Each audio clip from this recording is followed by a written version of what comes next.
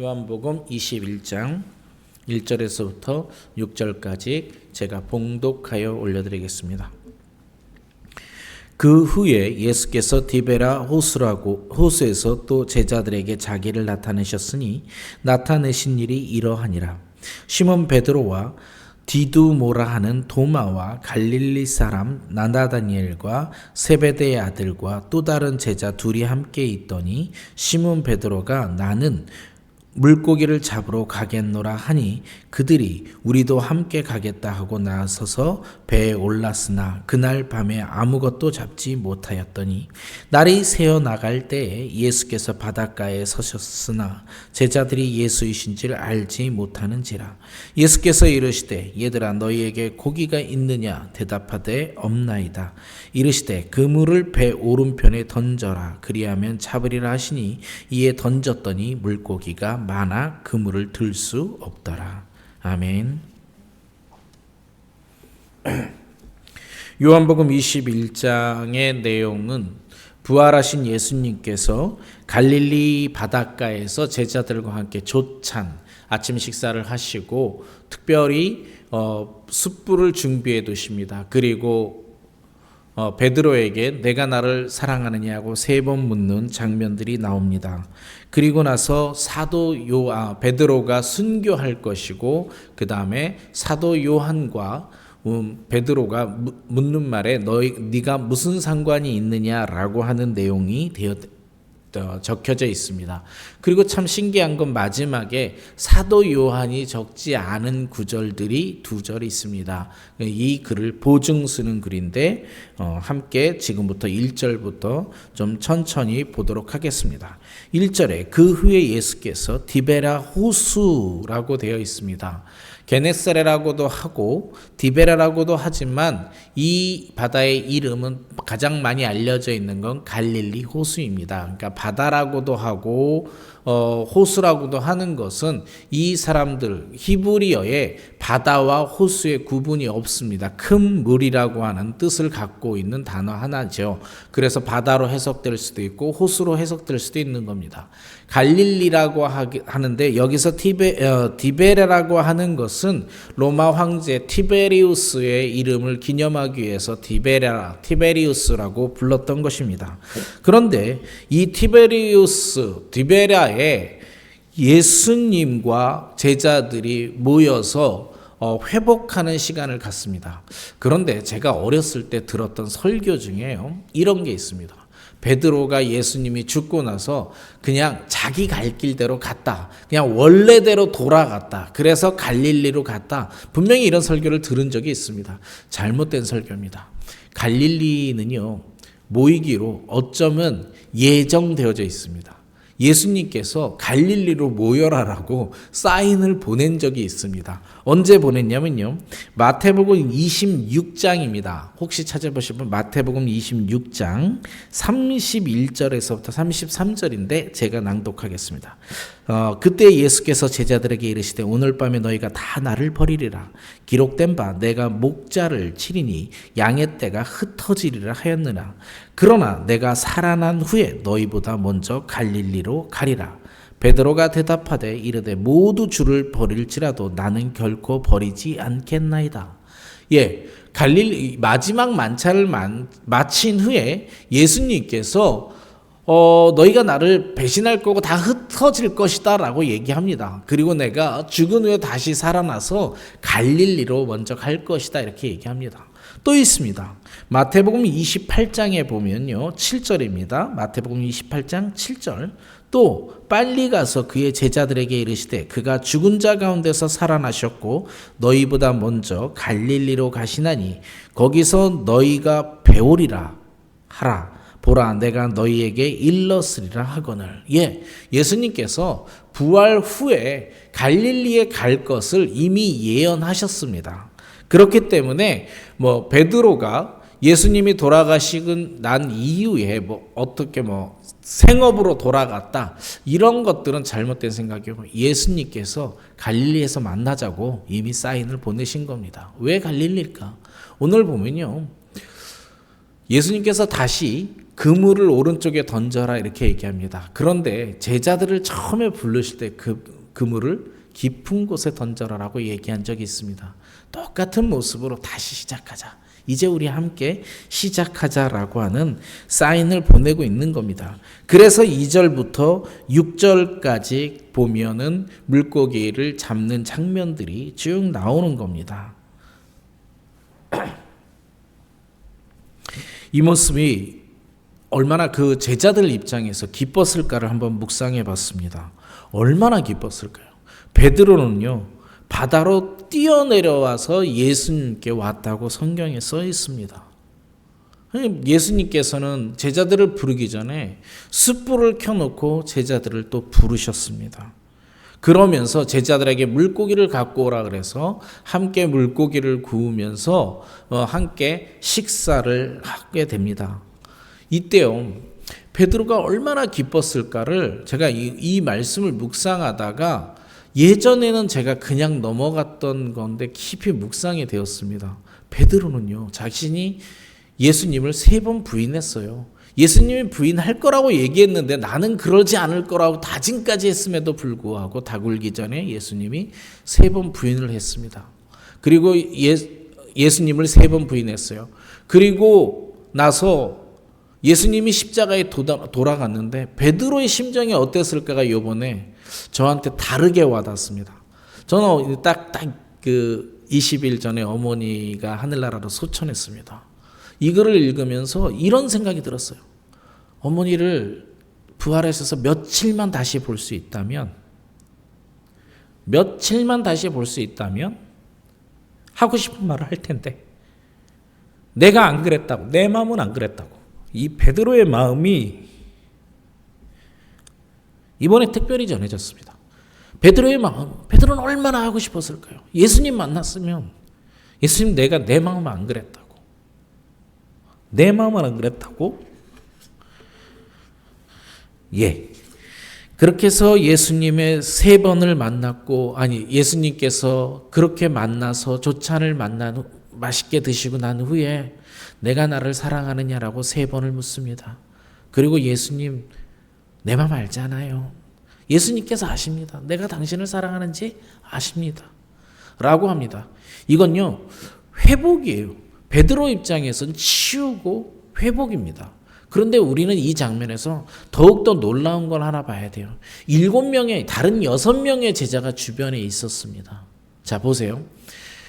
실제로 로마 시대 때요, 이 초대교회 조금 더 시간이 흐른 뒤지만 로마 시대 때 배교자들, 목숨을 걸고도 박했대요. 배교자들에게 출교를 할 정도로 기독교는 배교자를 그냥 놔두지 않았습니다. 아니, 목숨의 위태로운데도 불구하고 배교를 하게 되면 출교를 시키고 심지어 배교자에게 세례받은 모든 세례를 취소하겠다라고 하는 논쟁이 있었던 게 기록이 있답니다. 그런 것들까지 할 정도로 우리는 배교자에 대해서 기독교는 가만 놔두지 않았습니다. 즉, 이대로 놔두면 베드로는 사역을 할 수 없습니다. 그런데 나머지 6명이 있는 제자들 앞에서 예수님께서 3번이나 묻고 3번이나 내 양을 먹이라라고 이렇게 부탁하시고 가는 것 때문에 베드로는 그 이후에 사역을 할 수 있었던 겁니다. 그리고 이후에 나오는 성경 중에요, 예수님께서 베드로가 순교할 것을 예언합니다. 18절과 19절입니다. 내가 진실로 진실로 내게 이르노니 내가 젊어서는 스스로 띠띠고 원하는 곳으로 다녔거니와 늙어서는 내 팔을 벌리리니 남이 내게 띠띠우고 원하지 아니하는 곳으로 데려가리라. 이 말씀을 하시면 베드로가 어떠한 죽음으로 하나님께 영광을 돌릴 것을 가리키심이라. 이 말씀을 하시고 베드로에게 이르시되 나를 따르라 하시니, 이렇게 되어 있습니다. 베드로가 순교할 것을 예언하는 겁니다. 띠띠우고 옷을 입고 라는 뜻입니다. 좀 이 해석이 안 되니까 아예 순교할 것을 예언했다고 성경에 설명까지 되어져 있습니다. 예. 그래서 베드로는 실제로 순교합니다. 베드로가 순교하는 모습은 어땠을까 했는데 베드로는 나름대로 어쩌면 어쩌면 기쁜 마음으로 순교했을 수도 있겠다고 생각을 이번에 묵상을 했습니다. 왜냐하면 자신이 배신을 했는데 찾아와 주셔서 용서해 주시고 사명을 맡긴 예수님을 그대로 약속을 지키면서 자신이 걸어왔거든요. 그러니까 이제 다시 예수님께 만나러 가리라 라고 하는 마음으로 기쁘게 순교할 수도 있겠다는 생각을 들었습니다. 얼마나 크게 회복이 되었을까요? 그죠? 예. 그리고 나서 그런데 베드로가 약간 이상한 질문을 합니다. 약간 이상해요. 옆에 있는 요한한테 그럼 자기는 순교할 거라고 예수님이 가르쳐 주니까 그럼 요한은 어떻게 되는데요? 이렇게 물어봅니다. 그러니까 예수님께서요 간결하게 말씀하십니다. 20절입니다. 베드로가 돌이켜 예수께서 사랑하시는 그 제자가 따르는 것을 보니 그는 만찬석에서 예수의 품에 의지하여 주님을 파는 자가 누구이니까 묻던 자라. 이게 요한입니다. 이에 베드로가 그를 보고 예수께 여짜오되 주님 이 사람은 어떻게 되겠습니까? 예수께서 이르시되 내가 올 때까지 그를 머물게 하고자 할지라도 내게 무슨 상관이냐 너는 나를 따르라 하시더라.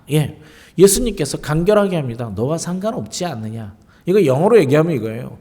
요한한테 예수님께 베드로가 요한은 어떻게 되나요? 하고 물어봤더니 예수님께서 None of your business 딱 이렇게 얘기하는 거예요. 이건 너와 상관없다. 근데 제가 오늘 묵상하고 싶은 것은 이 말씀입니다.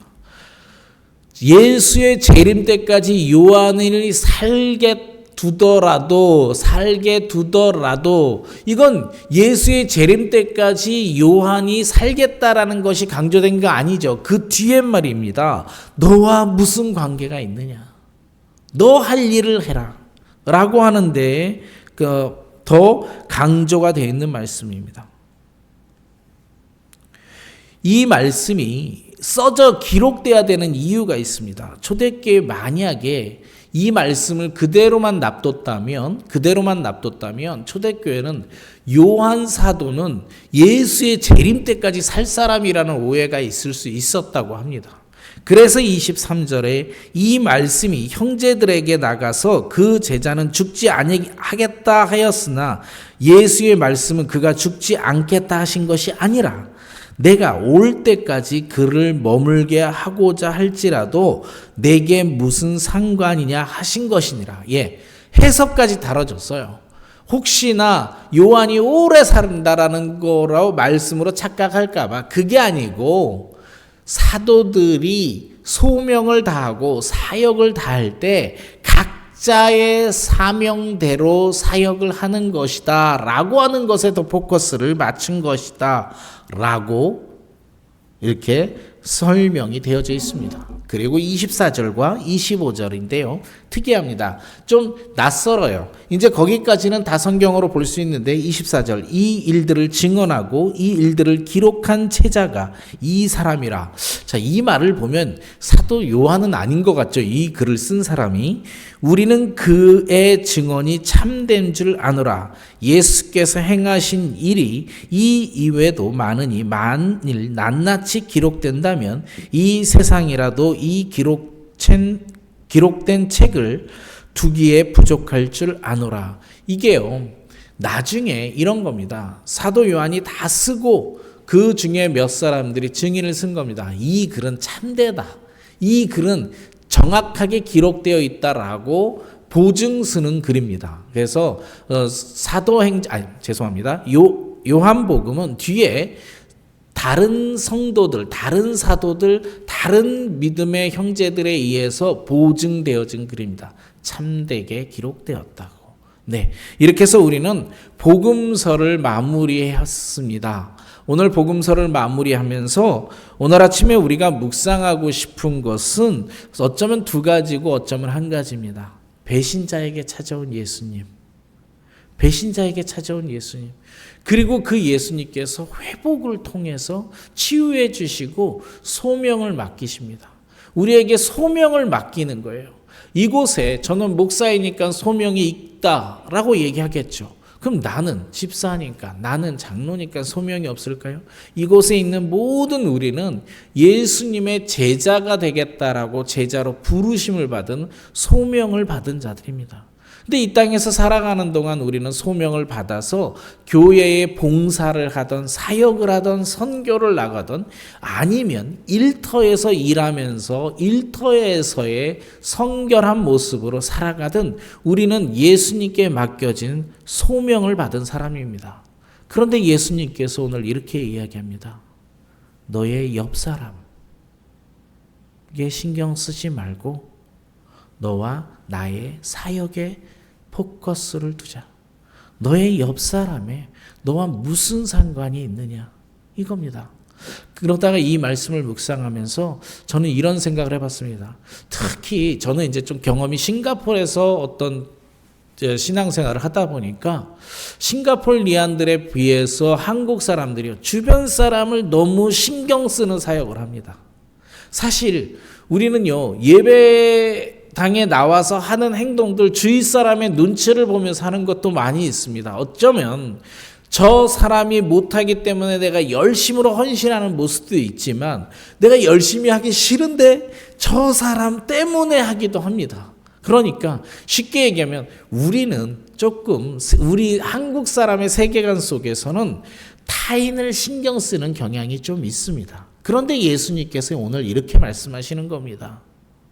그 사람과 너가 신앙생활하는데 무슨 관계가 있니? 그 사람과 너가 나를 섬기는데 무슨 관계가 있니? 나에게 포커스, 나에게 마음을 주지 않으려. 나와의 관계를 먼저 회복하고 너와 나 사이의 관계에 집중하지 않을래? 라고 말씀하시는 걸로 저는 묵상이 되어집니다. 오늘 아침 우리가 요한복음 마치면서 한번 다시 묵상할 것은 예수님과 나와의 관계를 다시 한번 점검, 그리고 회복하시고, 네, 하나님, 예수님, 내가 삶을 살아가면서 예수님을 바라보고 예수의 삶을 따라가겠습니다 라고 관계를 회복하고, 우리가 또 교회 봉사를 하면서 주변 사람에 대해서 너무 신경 쓰고 하지 말고 옆 사람이 무엇을 하든 내가 하나님께 충성하는 모습으로, 내가 예수님께만 집중하는 모습으로 이렇게 신앙생활을 하겠다고 다짐하는 아침이 되었으면 좋겠습니다. 네, 잠시 말씀을 묵상하고 함께 기도하시겠습니다. 우리 1분 정도만 잠깐, 예수님, 사실 우리 모두가 배교자입니다.